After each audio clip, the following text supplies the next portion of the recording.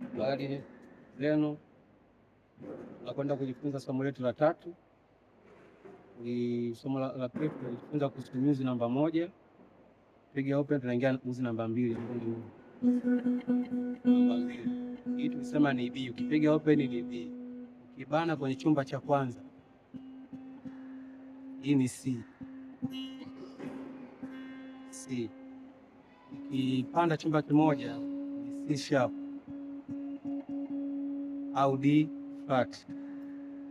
Ukipanda chumba kimoja kinachofuata tena, hii ni D. D.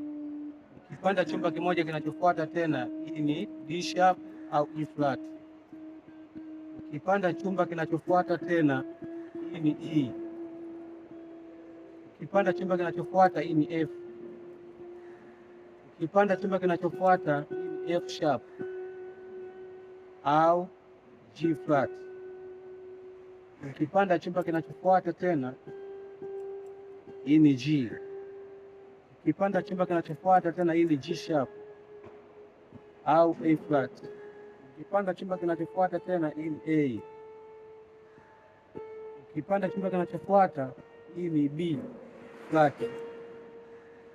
B flat au A sharp.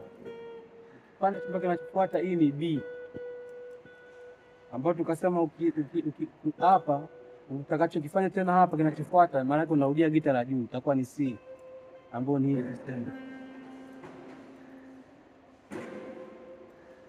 Ukiendelea hapa ni kile kile tu, inakuwa C sharp au D flat, kinajirudia.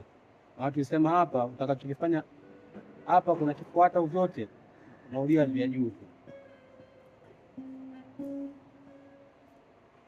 Usisahau kubonyeza kengele na kushare, pia kucomment, ili wapatikana wengi wanaojifunza pia pamoja nasi.